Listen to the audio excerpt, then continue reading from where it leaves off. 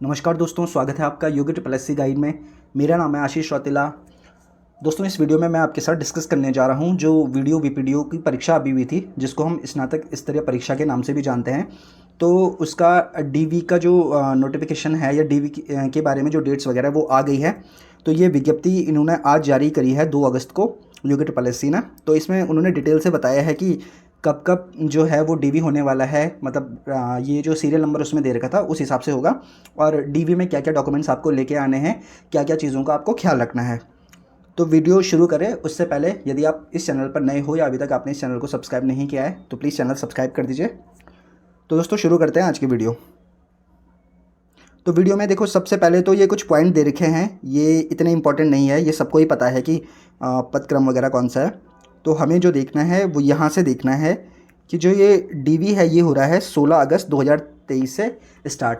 यानी कि 16 अगस्त से क्या होगा, 16 अगस्त से डीवी का प्रोग्राम जो है वो स्टार्ट हो जाएगा और ये लगभग मतलब हाफ सितंबर यानी कि आधा सितंबर तक चलने वाला है। उसके बाद देखते हैं कि यहाँ पे लिखा हुआ है कि ये जो सूची है, जो अभी रिज़ल्ट वाली सूची थी, ये क्या है, ये अंतिम चरण परिणाम नहीं है। ठीक है, सबको पता है कि इसमें 2 गुना स्टूडेंट लिए गए हैं। अभी जो डीवी होगा, डीवी में जो डॉक्यूमेंट्स वगैरह मांगे गए हैं, बाकी लोग अगर उनको सही मतलब वहाँ पे सबमिट कर देते हैं तो उसके बाद ही क्या होगा, जो फाइनल रिज़ल्ट है वो हो जाएगा। तो जहाँ तक मुझे लग रहा है कि शायद सितंबर लास्ट तक फाइनल जो रिज़ल्ट है वीडियो का वो आने के चांसेस हैं। क्योंकि इसमें क्या होगा कि अभी जो ये डीवी का प्रोग्राम चल रहा है इसके बाद भी 7 दिन का और टाइम दे दिया गया है। जिसके जैसे डॉक्यूमेंट्स छूटे हुए हैं या डॉक्यूमेंट्स नहीं सबमिट कर पाया है तो 7 दिन का टाइम है कि उनको वो डॉक्यूमेंट्स सबमिट कर दे वहाँ पे। तो उसमें थोड़ा टाइम लग जाएगा। उसके बाद क्या हो जाएगा कि जो टाइपिंग वगैरह है उनके लिए अलग से होगा। खैर वो तो एक अलग बात हो गई। ठीक है, रिज़ल्ट के बाद ही होगा टाइपिंग वाला प्रोसेस, एक बार पहले रिज़ल्ट आ जाएगा। तो चलो देखते हैं क्या क्या है इसमें। ठीक है, इसमें जो पहला पॉइंट है वो ये लिखा हुआ है कि औपबंधिक श्रेष्ठता सूची के अनुसार अभिलेख सत्यापन की नियत तिथि को अभ्यर्थी अपने समस्त मूल अभिलेखों जो अभ्यर्थी द्वारा विज्ञापित पद हेतु आवेदन पत्र में निर्धारित शैक्षिक अर्हता के अनुरूप अंकित किए गए थे, शैक्षिक अर्हता व अन्य प्रमाण पत्र की स्वप्रमाणित की 2 प्रतियां व 6 पासपोर्ट आकार की फोटोग्राफ के साथ निर्धारित तिथि को 9:30 बजे आयोग कार्यालय में उपस्थित होना सुनिश्चित करें। तो अगर मैं आपको इसको बड़ा समझाऊं तो ये बोल रहे हैं कि जो आपने डॉक्यूमेंट्स अपने एप्लीकेशन फॉर्म में लगाए थे तो आपको वो डॉक्यूमेंट्स की क्या करनी है, फ़ोटोकॉपी भी लानी है और ओरिजिनल डॉक्यूमेंट्स भी साथ में लेके आने हैं। तो कितनी फ़ोटोकॉपी लानी है आपको, 2 फ़ोटोकॉपी लानी है। जैसे अभी पटवारी वगैरह का पेपर हुआ था ना, तो सबको याद होगा कि हमने क्या बोला था, उसमें क्या बोला था उन्होंने, उसमें बोला था कि 2 कॉपीज़ लानी है। ठीक है, तो यहाँ पे भी 2 कॉपीज़ लाएंगे। जो भी आपके डॉक्यूमेंट्स होंगे उनकी 2 कॉपी करोगे आप, 2 फोटोकॉपी करोगे उसकी, और ओरिजिनल वाला डॉक्यूमेंट तो साथ में लाना ही है। इसके साथ ही क्या है, 6 पासपोर्ट साइज़ के फ़ोटोग्राफ लाने हैं आपको। ठीक है, जो पासपोर्ट साइज़ के फ़ोटोग्राफ होते हैं वो कितने लाने हैं, वो लाने हैं 6 फ़ोटोग्राफ। और जिस दिन आपका डीवी होगा ना, वो मैं अभी थोड़ी देर में बताऊंगा कि कितनी तारीख को होगा आपका, मतलब फिर आप उस लिस्ट में से देख लेना। ठीक है, आपका कब है। तो ये आपको क्या करना होगा कि 9:30 बजे सुबह आयोग के कार्यालय में, यूके ट्रिपल एससी जो आयोग है वहाँ पे उपस्थित हो जाना है। अगला जो पॉइंट है इसमें ये लिखा है कि ध्यान दें कि शैक्षिक अर्हता के अंतर्गत विज्ञापित पद के अनुरूप अभ्यर्थी की हाई स्कूल, इंटरमीडिएट व स्नातक की समस्त वर्षों सहित अंक तालिकाएं में व प्रमाण पत्र, उपाधि तथा आरक्षण व स्थायी निवास से संबंधित प्रमाण पत्रों के मूल अभिलेख सहित। तो ये वही लिखा हुआ कि जो मैंने बोला कि आपको फोटोकॉपी तो आपको 2 लानी है, लेकिन उसके साथ ओरिजिनल जो डॉक्यूमेंट्स हैं वो भी लाने हैं। ठीक है, तो वही लिखा हुआ है। फिर इसने यहाँ पे ये लिखा हुआ इन्होंने कि आरक्षण का लाभ लेने वाले जो अभ्यर्थी हैं, जैसे EWS, OBC, SC, ST, PH, X वाले और DFF वाले। ठीक है, तो ये जो लोग हैं तो इनका जो सर्टिफिकेट होगा तो उसकी जो अंतिम वो सर्टिफिकेट जो है ना, उसमें जो तिथि होगी वो जब हमने फॉर्म भरा था तो फॉर्म भरने की जो लास्ट डेट थी उस दिन तक वो जारी होना चाहिए। ठीक है, तो तभी वो वैध माना जाएगा। अगर वो बाद का होगा तो उसको अवैध माना जाएगा। ठीक है, तो ये हो गया। तीसरा पॉइंट है कि अभ्यर्थी के माता पिता के नाम में विभिन्न प्रमाण पत्रों में शामिल न होने के उक्त संबंध में शपथ पत्र मूल छाया प्रति लाना अनिवार्य है। तो इसमें ये बोल रहे हैं कि अगर माने बात जैसे कोई स्टूडेंट ऐसा है तो उसके किसी डॉक्यूमेंट्स में उसके पिताजी या माताजी का नाम कुछ और है लेकिन किसी में कुछ और है, या तो फिर हो सकता है कि स्पेलिंग में या वर्तनी में कुछ अंतर है। ठीक है, या फिर नाम में ही कुछ अंतर है, तो आपको घबराने की ज़रूरत नहीं है। आपको क्या करना है, आपको एक एफिडेविट बनवा के लाना है, ठीक है। और वो जो एफिडेविट होगा, ठीक है, जिसको हम शपथ पत्र बोलते हैं, तो वो ओरिजिनल सर्टिफिकेट भी लाना होगा, मतलब जो शपथ पत्र है ओरिजिनल एफिडेविट वो भी लाना होगा, और उसकी जो फ़ोटो कॉपी है, ये छाया प्रति लिखा हुआ है, तो वो फ़ोटो कॉपी भी लेकर आनी है, ठीक है। अभी तक 3 चीज़ें मैं बता चुका हूँ। क्या क्या चीज़ें बताई? एक तो क्या करना है, जो आपने डॉक्यूमेंट्स वहाँ पे मेंशन किए थे जब आपने फॉर्म भरा था, वो लेके आने हैं ओरिजिनल, उनकी 2-2 फ़ोटो कॉपी के 2 सेट बना के लाने हैं, ठीक है। 2 सेट बना के लाओगे, एक तो वो हो गया। दूसरा, इसके साथ ही 6 पासपोर्ट साइज़ की फ़ोटोग्राफ भी लानी है। फिर जो मैंने अगला बोला, वो मैंने क्या बोला कि जो कैटेगरी वाले हैं, जैसे आरक्षण लेने वाले जो लोग हैं, तो उनको क्या करना है कि उनमें जो आरक्षण के प्रमाण पत्र हैं, वो क्या है कि जिस दिन आपने वीडियो का फॉर्म भरा था, ठीक है, मतलब फॉर्म चाहे आपने पहले भी भर दिया हो, लेकिन जो उसकी आखिरी डेट थी, तो उस तारीख तक वो बने हुए होने चाहिए। अगर उस तारीख के बाद के होंगे तो वो मान्य नहीं होंगे, ठीक है। दो बातें ये हो गई। तीसरी बात मैंने क्या बताई कि अगर किसी अभ्यर्थी के माता या पिता के नाम में या उनके स्पेलिंग वगैरह किसी में भी अगर भिन्नता है या चेंजेस हैं, तो उसको क्या करना है कि एफिडेविट बनवा के लाना है। एफिडेविट यानी कि शपथ पत्र लेके आना है। तो वो शपथ पत्र, एक तो मूल शपथ पत्र लाएगा और उसके साथ ही क्या करेगा, उसकी कॉपी लाएगा, ठीक है। कॉपी अब 2 ही करना, क्योंकि 2 सेट बन रहे हैं ना हर डॉक्यूमेंट्स के, तो 2 कॉपी ले आना उसकी, ठीक है। ये चीज़ है। अब लिखा गया है कि आयोग की वेबसाइट पर संवाद संख्या 79 के साथ अभिलेख सत्यापन हेतु निर्धारित प्रारूप, ठीक है। प्रारूप क्या है, इसमें चेकलिस्ट है वो, कि मतलब जो जो आपको डॉक्यूमेंट्स लाना है आप उसमें टिक करोगे कि हाँ मतलब है या नहीं है, जैसे पटवारी के टाइम पे किया था। और अभिलेख सत्यापन में उपस्थिति हेतु औपबंधिक प्रवेश पत्र संलग्न है। तो जो ये संवाद संख्या 79 है, तो इसमें आपको एक तो चेकलिस्ट मिल जाएगी और एक इसमें क्या मिल जाएगा, एडमिट कार्ड मिल जाएगा, ठीक है। डीवी के लिए जो एडमिट कार्ड होगा वो मिल जाएगा। तो वो दोनों आपको लेके आने हैं। अब ये अगर आपको वहाँ पे नहीं मिलता है तो आप एक काम करना, मैं इसको अपने टेलीग्राम वाले ग्रुप में, जो हमारा ग्रुप है, वहाँ पे भी डाल दूंगा, वहाँ से आप इनको डाउनलोड कर सकते हो, ठीक है। तो मैं आपको दिखाता हूँ अभी कि ये किस तरीके के होते हैं। तो यहाँ पे ये आप देख पा रहे होंगे, ठीक है। ये क्या है, ये है अभिलेख सत्यापन में उपस्थिति हेतु औपबंधिक प्रवेश पत्र। तो ये हो गया एडमिट कार्ड। तो ये इस तरीके का होगा, ठीक है। और ये मैं यहाँ पे टेलीग्राम ग्रुप पे डाल दूंगा, वहाँ से आप डाउनलोड कर सकते हो इसको। तो इसमें बस ये चीज़ है। और यहाँ पे कुछ नहीं करना है, आपको अपना नाम लिखना है। सॉरी, नाम आपको नहीं लिखना है, ये चयनित पद का नाम है, ठीक है, कि आपका किस में हुआ है, तो वो लिखना है। उसके बाद यहाँ पे पद कोड लिखना है, ठीक है। पद कोड क्या क्या है। अब चयनित पद का जो नाम है, आप बोलोगे यार कि आपको नहीं पता कि आपका वीडियो मिला है आपको या प्रबंधक मिला है, क्या मिला है। तो यहाँ पे नॉर्मल तरीके से आप ऐसे लिख सकते हो कि वीडियो लिख सकते हो, स्लैश करके 2-3 जो है ना प्रबंधक वगैरह वो लिख सकते हो, ठीक है। तो इसमें घबराना नहीं है। दूसरा है पद कोड, कि पद कोड क्या है। पद कोड बहुत सारे हैं, तो उसमें 5-6 पद कोड लिख सकते हो आप, पूरे भी लिखना चाहो लिख सकते हो, लेकिन 5-6 भी लिखोगे तो कोई दिक्कत नहीं है, ठीक है। फिर आ जाएगा अभ्यर्थी का नाम, तो अभ्यर्थी का नाम आ जाएगा। फिर पिता का नाम आ जाएगा यहाँ पे। फिर जो आपकी जो लिखित परीक्षा थी, यानी कि जो आपका रिटर्न एग्ज़ाम था, उसका जो रोल नंबर होगा वो आप यहाँ इसके सामने लिख लोगे। फिर टंकण क्रमांक यदि लागू हो, तो ये आप लोगों के लिए नहीं होगा, क्योंकि अभी टंकण क्रमांक वगैरह कुछ नहीं है इसमें। बाकी जिन लोगों का ARO के लिए जिनका मतलब होना होगा उसमें, और उसके लिए वो टाइपिंग के लिए बुलाएंगे, तो वो शायद से इसमें भर लेंगे, या फिर उसका पता नहीं अलग प्रोसेस होगा, वो बाद में बता देंगे। तो यहाँ पर आप इसको छोड़ देंगे, ठीक है। फिर है चयनित श्रेष्ठता सूचिका क्रमांक। तो चयनित श्रेष्ठता सूचिका क्रमांक यहाँ पे इसको छोड़ देना, क्योंकि मेरे को याद है कि पिछले टाइम पे क्या हुआ था कि जब DV हुआ था, तो उसमें शायद से यहाँ पे या तो सीरियल नंबर आएगा, या तो फिर आपका जो सेलेक्टेड एज वाला है ना, कि सेलेक्टेड एज कौन सी रैंक पे हुए आप, ये तो वो आएगा। तो इसको थोड़ा छोड़ देना, यहाँ पे मेरे को थोड़ा सा डाउट है। वैसे तो अगर गलत भर भी लोगे तो कुछ नहीं करना है, उसको काट के आप सही कर दोगे, थोड़े से नीचे से सिग्नेचर करने होते हैं, कोई बड़ी बात नहीं है उसमें, ठीक है। वरना छोड़ देना इसको, ये चीज़ वहीं पूछ लेंगे। उसके बाद लिखा हुआ कि अभिलेख सत्यापन की तिथि, तो जिस डेट को आपका DV होगा, तो ये यहाँ पे उसकी डेट आएगी, और यहाँ पे भी डेट आएगी, और समय यहाँ पे आ जाएगा, ठीक है। फिर यहाँ पे आएगा कि सिग्नेचर आ जाएंगे अभ्यर्थी के, फिर नाम आ जाएगा, अभ्यर्थी का एड्रेस आ जाएगा, और यहाँ पे मोबाइल नंबर आ जाएगा, ठीक है। ये चीज़ है। तो बस ये है क्या, प्रवेश पत्र।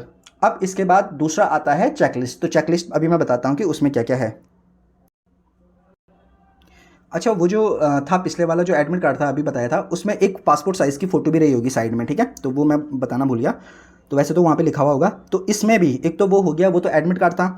ये क्या है, ये है चेकलिस्ट, ठीक है। तो चेकलिस्ट में क्या करना है, सबसे पहले तो यहाँ पर देखो एक फ़ोटो है, और ये फ़ोटो देख लो स्वप्रमाणित है। स्वप्रमाणित का मतलब आपने अपनी फ़ोटो पर सिग्नेचर कर देना है, ठीक है, रनिंग हैंड में।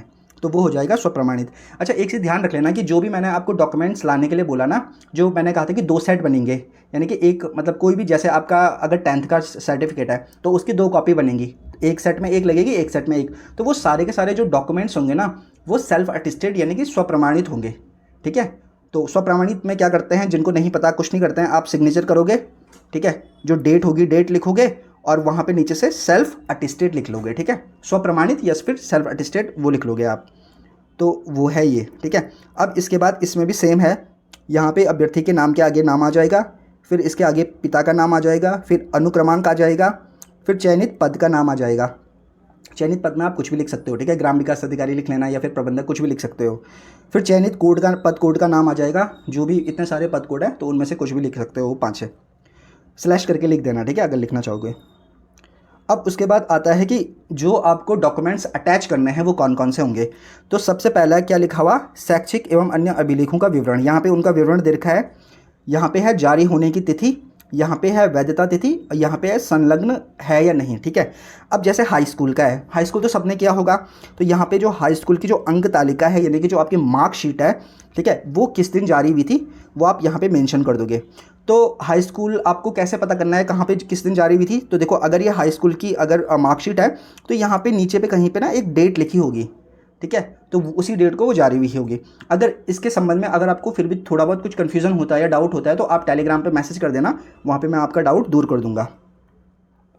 ठीक है, तो वैधता तिथि तो इसकी कुछ होती नहीं है, बस जारी होने की तिथि आएगी और यहाँ पे संलग्न हाँ या ना करेंगे आप, तो यहाँ पे क्या लिखोगे, यहाँ पे आप लिखोगे हाँ। ठीक है, ऐसे करके कि है। फिर है प्रमाण पत्र, तो ये होगी अंक तालिका, तो वैसे ही प्रमाण पत्र में भी जारी होने की तिथि होगी, उसको यहाँ पे मेंशन करोगे, फिर यहाँ पे इसको छोड़ देगा। ठीक है, वैधता तिथि तो इनकी तो ऐसी है नहीं ना कि कब तक वैध है, ये तो ज़िंदगी भर के लिए होते हैं, तो यहाँ पे भी फिर हाँ आ जाएगा। ठीक है, फिर है इंटर का, तो वैसे इंटर का भी होगा, यहाँ पे हाँ हाँ आ जाएगा। और फिर यहाँ पे देखो, यहाँ पे स्नातक वाले में देखो, जो लोग डिग्री वाले ऐसे हैं लाइक जिन्होंने BSc कर रखा है, BA कर रखा है, BCom कर रखा है, तो वो तो इस अनुसार करेंगे कि प्रथम वर्ष की अंक तालिका, उसकी जारी होने की तिथि, दूसरे वर्ष की, तीसरे वर्ष की, यहाँ पे हाँ ना आप उस अकॉर्डिंग कर देना। ठीक है, जो आपके डॉक्यूमेंट्स होंगे। अगर कोई किसी ने बीटेक कर रखा है तो उनको क्या करना है, उनको करना है प्रथम वर्ष, सेकंड वर्ष, थर्ड वर्ष और फोर्थ वर्ष। ठीक है, इस तरीके से। अच्छा, यहाँ पे तकनीकी डिग्री, ठीक है, डिप्लोमा। अच्छा, तो यहाँ पे इसमें सेमेस्टर वाइज दे रखा है क्योंकि 8 कॉलम है ना ये, तो इसमें पहले सेमेस्टर का जो आपकी मार्कशीट है, तो पहले सेमेस्टर की जो मार्कशीट है जिन्होंने बीटेक वगैरह कर रखी है, ये उनके लिए बोल रहा हूँ मैं, वो उस पर जारी होने की तिथि लिखेंगे। ये दूसरे सेमेस्टर की, ये तीसरे सेमेस्टर की, चौथे सेमेस्टर की, और ये 8वां सेमेस्टर तक आ गया। अब जो लोग ऐसे हैं जिनकी डिग्री, मतलब कई लोगों का हो सकता है ना कि बाद में अगर सेमेस्टर वाइज अगर उनका कॉलेज वगैरह हुआ होगा तो वो इस तरीके से कर सकते हैं। ठीक है, तो जो आपका ग्रेजुएशन जिस भी तरीके से हुआ होगा, ईयर वाइज हुआ होगा या सेमेस्टर वाइज, तो आप अपने अनुसार कर देना उसको। फिर लिखा हुआ डिप्लोमा तकनीकी डिग्री का प्रमाण पत्र। अब उसमें जो टेक्निकल जो डिग्री है, ठीक है, उसका जो प्रमाण पत्र है, सर्टिफिकेट है, उस पर जारी होने की तिथि लिखेंगे और यहाँ पे हाँ ना हम उसके अकॉर्डिंग कर देंगे। यहाँ पे मैं बता नहीं रहा हूँ, ठीक है, यहाँ पे या हाँ या ना होगा। अगर हमारे पास वो डॉक्यूमेंट्स हैं, हमने लगा रखे हैं, तो हाँ आएगा, अगर नहीं लगा रखे तो फिर ना आ जाएगा। फिर है स्थायी या मूल निवास प्रमाण पत्र, जारी होने की तिथि आएगा, यहाँ पे हाँ आ जाएगा। फिर है आरक्षण से संबंधित प्रमाण पत्र, तो ये सबके लिए नहीं है, तो जिन लोगों का नहीं है वो इसको खाली छोड़ देंगे। ठीक है, डैश भी कर सकते हो या खाली भी छोड़ सकते हो। और जिनके पास है वो यहाँ पे जारी होने की तिथि लिखेंगे। ठीक है, और अगर उसमें लिखा हुआ है कि कब तक वो वैध रहेगा तो वो वैधता की डेट यहाँ पे लिख लेंगे, अगर नहीं लिखा हुआ तो छोड़ देंगे और यहाँ पे फिर हाँ लिख लेंगे। वो जिनके पास है वो हाँ लिखेंगे, बाकी जिनके पास नहीं है वो यहाँ पे नहीं लिख लेंगे। ठीक है, फिर यह है सेवायोजन कार्यालय का पंजीकरण प्रमाण पत्र संज्ञा। तो जो आपने एम्प्लॉयमेंट ऑफिस से जो आपका वो होगा, तो उसमें आपको यहाँ पे क्या करना है, पंजीकरण संख्या लिख देनी, सॉरी यहाँ पे जारी होने की तिथि लिखनी है उसकी, और यहाँ पे हाँ लिख लेना है। ठीक है, बहुत सारे लोगों के पास ये होगा कि इसमें थोड़ा कन्फ्यूज़न होगा, लाइक उनका हो सकता है कि जो मतलब एक्सपायर हो गया होगा, पहले वाला नहीं होगा या गलत हो गया होगा, तो इस बारे में आप वहाँ पूछ लेना, वो आपको अच्छे तरीके से बता देंगे। ठीक है, 11वां नंबर का है सेवारत अभ्यर्थियों को, अगर माने बात कोई सर्विस में है, अभी जॉब कर रहे हैं, तो ये उनके लिए है। तो अनापत्ति जो प्रमाण पत्र होता है जिसे NOC बोलते हैं, नो ऑब्जेक्शन सर्टिफिकेट, तो यहाँ पे जारी होने की तिथि आएगी, यहाँ पे वो लोग हाँ लिख लेंगे, और जो बाकी ऐसे हैं जो अभी जॉब में नहीं है वो यहाँ पे ना लिख लेंगे। इसके बाद है अर्हता यदि लागू हो तो आवेदन पत्र में भरा गया हो। यदि एडिशनल आपने कुछ चीज़ें और डाल रखी हैं, ठीक है, जैसे फॉर एग्जांपल आपने पोस्ट ग्रेजुएशन वगैरह का रखा है, या फिर अगर उसके बारे में भी आपने यहाँ पे डाल रखा है कि हाँ पोस्ट ग्रेजुएशन का है, तो यहाँ पे आप उसको लिख सकते हो। या उसके एडिशनल अगर कुछ और सर्टिफिकेट के बारे में आपने मेंशन कर रखा है तो आप उसके बारे में भी बता सकते हो, जारी होने की तिथि, और यहाँ पे हाँ या ना कर सकते हो। जिनके पास नहीं है वो यहाँ पे ना नहीं कर देंगे। फिर है पहचान पत्र। तो जो आवेदन पत्र आपने जब भरा था तो उसमें आपने जो भी अपना आइडेंटिटी प्रूफ लगाया होगा, जैसे आधार हो सकता है, वो पैन कार्ड हो सकता है, वोटर आईडी कार्ड हो सकता है, तो इनमें से जो भी होगा तो वो आप वहाँ पे उसके बारे में यहाँ पे हाँ लिख लेना, ठीक है। यहाँ पे तिथि वगैरह तो उसमें कुछ होती नहीं है, तो इनको छोड़ देना, बस यहाँ पे हाँ कर देना। फिर ये वाला पॉइंट आपको छोड़ देना है, ठीक है, टंकण वाला।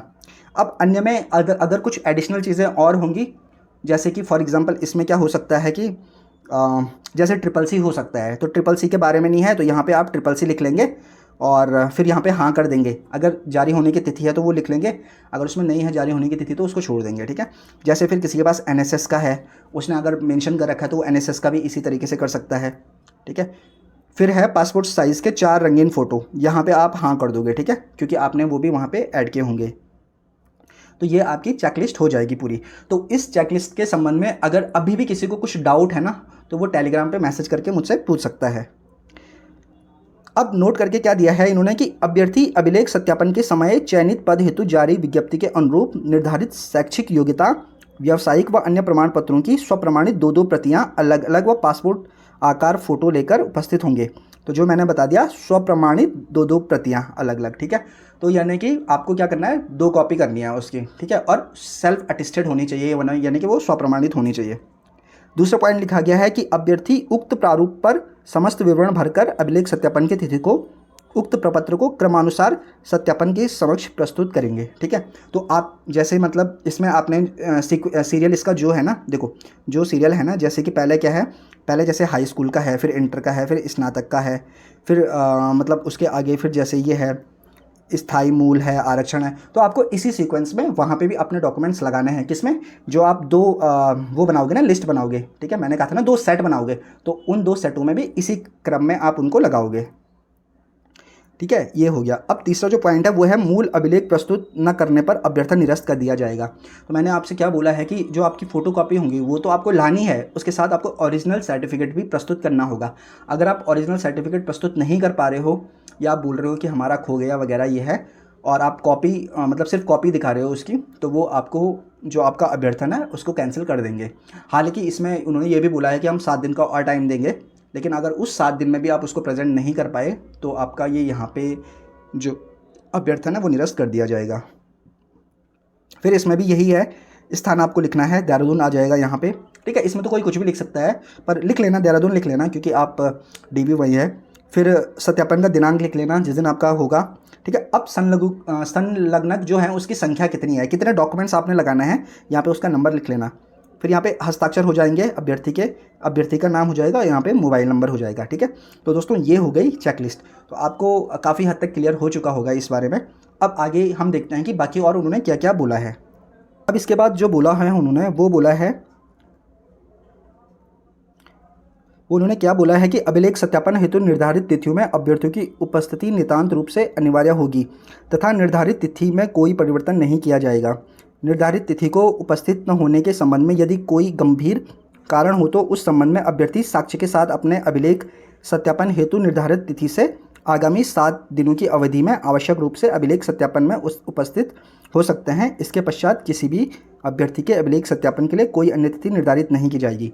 इसमें ये बोल रहे हैं कि जिस डेट को आपका डीवी होना है, मतलब उस लिस्ट के अकॉर्डिंग, जो लिस्ट अभी मैं थोड़ी देर में आपको बताऊंगा, तो आपको उसी दिन आना है, ठीक है।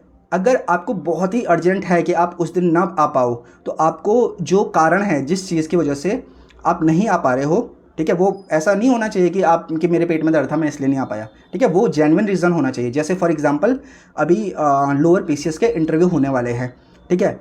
तो लोअर पीसीएस के इंटरव्यू हैं, अभी तो खैर कोर्ट में चल रहा है मामला, तो शायद से अगस्त 10 तारीख को उसकी सुनवाई वगैरह हो जाएगी।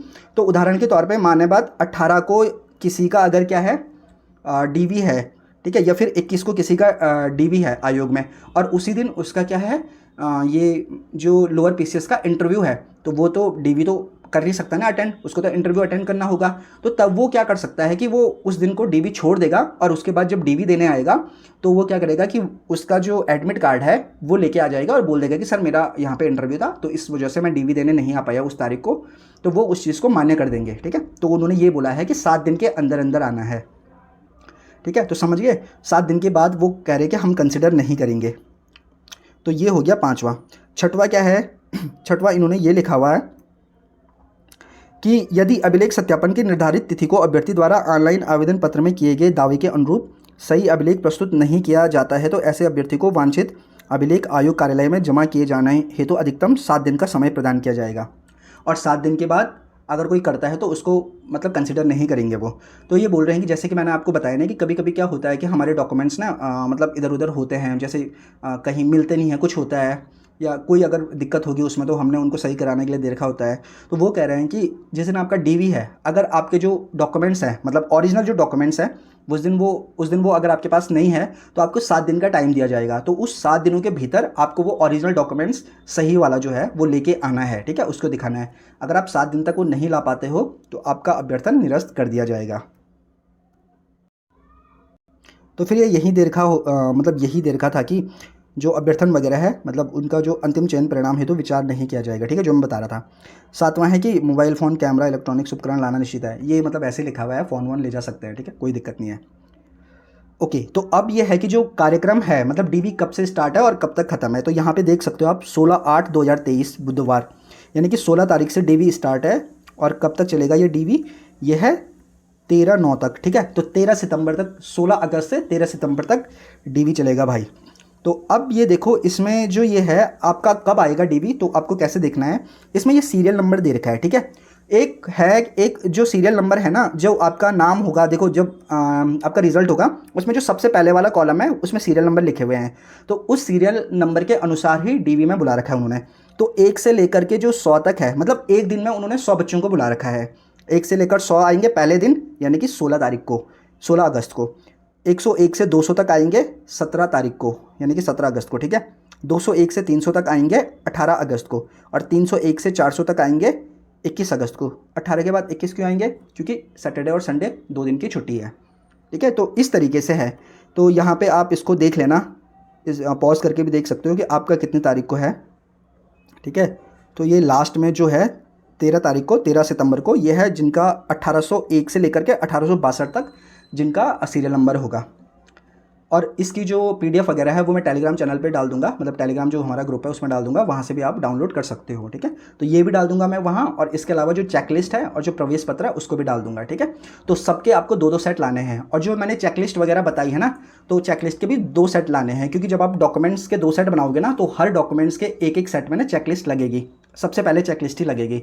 और जो प्रवेश पत्र है, प्रवेश पत्र आप देखो एक भी ला सकते हो, 2 भी, वैसे तो प्रवेश पत्र एक ही काफ़ी होगा, बट ठीक है ले आना, 2 ले आना। ठीक है, उसमें कुछ वो नहीं है कि एक अगर एक्स्ट्रा ले आओगे तो कौन सा कुछ हो रहा है। तो दोस्तों ये था वीडियो के एग्ज़ाम का जो डीवी होने वाला है उसका पूरा डिटेल एक्सप्लेनेशन कि आपको किस तरीके से क्या क्या करना है, कैसे कैसे करना है। फिर भी अगर कुछ चीज़ें छूट गई होंगी या आपको क्लियर नहीं होंगी तो आप मुझे टेलीग्राम पे मैसेज करके पूछ सकते हो। तो आई होप वीडियो आपको पसंद आई होगी। अगर पसंद आई है तो वीडियो को लाइक करें और अपने दोस्तों में ज़रूर शेयर करें जिनका डीवी होने वाला है। तो मिलते हैं आपसे अगले वीडियो में, तब तक के लिए नमस्कार।